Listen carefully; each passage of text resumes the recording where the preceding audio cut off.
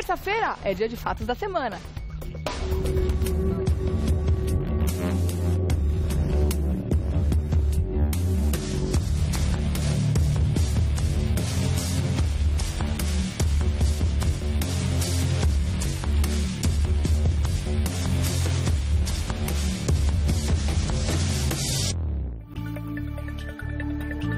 O ministro do Planejamento, Romero Jucá, se licenciou do cargo. Isso aconteceu depois que foram divulgadas aí conversas em que ele fala sobre uma certa obstrução da Operação Lava Jato com a mudança de governo. Presta atenção no VT.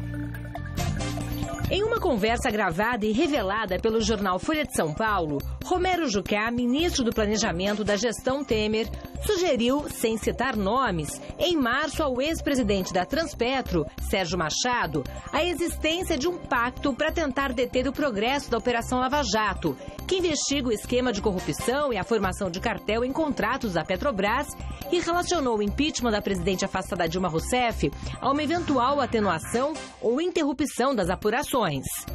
As conversas têm cerca de 1 hora e estão em poder dos investigadores do esquema de corrupção na Petrobras. Romero Jucá pediu licença do ministério. Ele deverá retomar o mandato de senador do PMDB por Roraima. Para falar sobre esse assunto, estamos recebendo o doutor Eduardo Leite. Bem-vindo. Bom dia. Como é que você está? Tudo bem? Com esse friozinho melhor, né? Ai, bom, né? É. Gostoso. Gelar um pouco. Esfriar os ânimos da galera, né? Opa, baixar a temperatura, né? Tá precisando.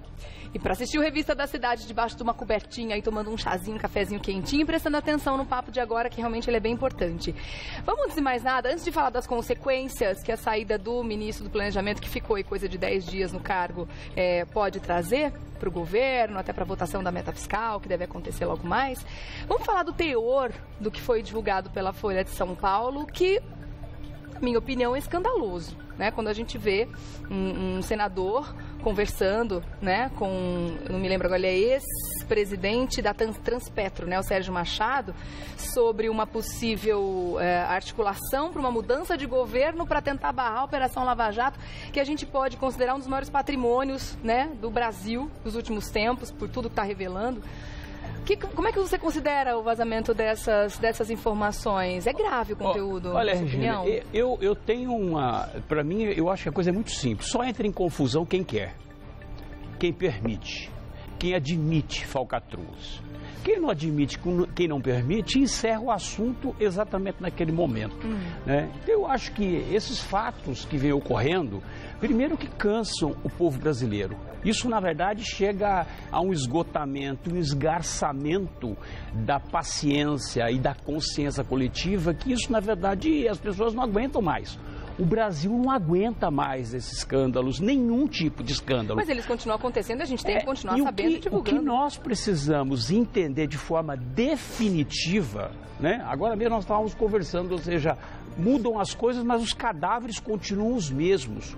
E apodrecendo cada vez mais. O que nós precisamos, o que a nação precisa, não é de um ministro se licenciar, porque na verdade vazou uma gravação e entra o ministro interino. Nós não precisamos de ministros interinos. O que nós precisamos é de ministros íntegros, né, com os valores éticos, com valores morais, que não estejam respondendo nenhum tipo de crimes, que não estejam apontados em nenhum tipo de investigação. E aí que a gente entra que o Brasil precisa. No assunto que a gente comentou na semana passada, quando a gente falou da troca, né, do Ministério, dos nomes novos e das 8 indicações que estariam com suspeita, né, sendo investigados na Lava Jato. Quer dizer, é o primeiro episódio. Muitas outras coisas ainda podem acontecer dentro desses nomes aí. A impressão que eu tenho, Regiane, é que parece que nós estamos no império, ou seja, é uma sucessão de vagabundagem, ou seja, é uma sucessão de pessoas sem o mínimo de moral para estar governando um país, sem o mínimo de, sabe, de ética.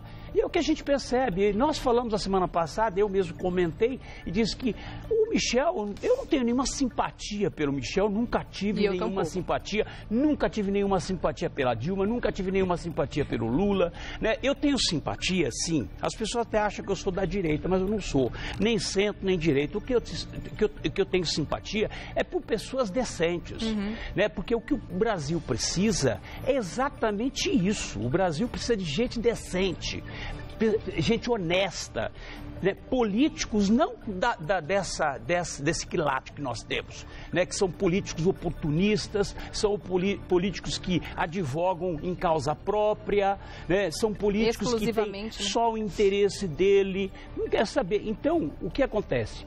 O que nós percebemos é que realmente esse vazamento dessa gravação é mais uma demonstração de que o Planalto continua exatamente da mesma forma.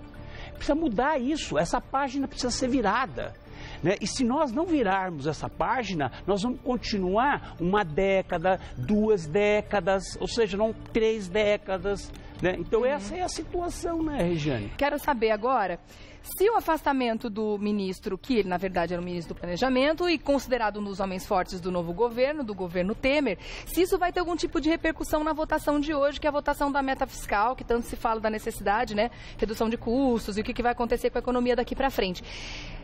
Muita gente está dizendo que vai ser complicado para o governo, a partir de agora, a aprovação, porque ele era um importante articulador dentro da Câmara dos Deputados. O que você acha, doutor? Qualquer movimento negativo que aconteça nesse governo vai fragilizar. O Michel Temer não pode se fragilizar.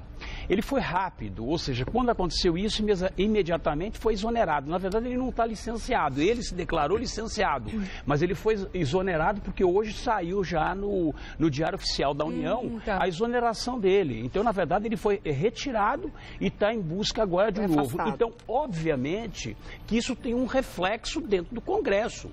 E hoje, quem é que vai avaliar essa questão dessa conta, né, desse buraco negro que o Brasil está e que precisa de 170 bilhões, ou seja, ser aprovado, né, para que o Michel Temer possa gastar esse dinheiro, que senão ele vai começar a fazer pedalada fiscal também. Vai incorrer no mesmo crime que a presidente está respondendo, entendeu? Então, o Congresso, que é a junção da Câmara dos Deputados mais o Senado, mais os senadores, eles vão se reunir a partir de hoje, acho que começou agora às 11 horas a sessão, para poder aprovar que o presidente da República possa o quê? Possa gastar esses 170 bilhões. Agora, precisa enxugar a máquina, precisa, na verdade, fazer contenção de despesas, né? Cortar tudo, né? Não tem esse negócio, eu acabei com o Ministério da Cultura, volta com o Ministério da Cultura. Isso não cabe mais dentro de uma administração profissional, entendeu? E nós estamos diante, parece que é uma administração amadora, entendeu? Então, assim, é um desastre em cima batendo de cabeça, outro. Né? Agora, querendo agradar, né, uns e outros. Tanto é verdade que essa madrugada aqui, o governo levou 5 horas para aprovar uma medida provisória. Entraram na madrugada para aprovar. Por quê? Porque, na verdade, o que acontece? O PT, o PCdoB e o PSOL, né, são 3 partidos que são poucos deputados, mas o suficiente para tumultuar tudo, obstruir a votação, faz uma anarquia, é o que eu falo. Quando ele se levanta tanto essa questão da democracia, mas anarquia com democracia não funcionam. Não mesmo. Né?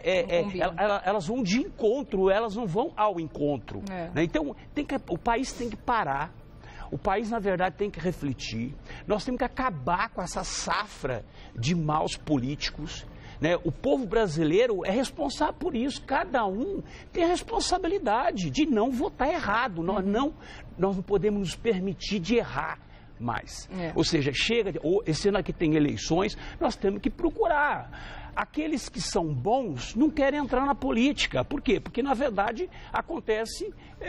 Se apresentar, uma pessoa honesta, se apresentar como político, ele entra na mesma vala comum, entendeu? Por quê? Porque o povo, ele está tão arredio em relação à política, que qualquer pessoa que se lance, né, qualquer pessoa que se lance, ela, na verdade, ela vai ser marginalizada.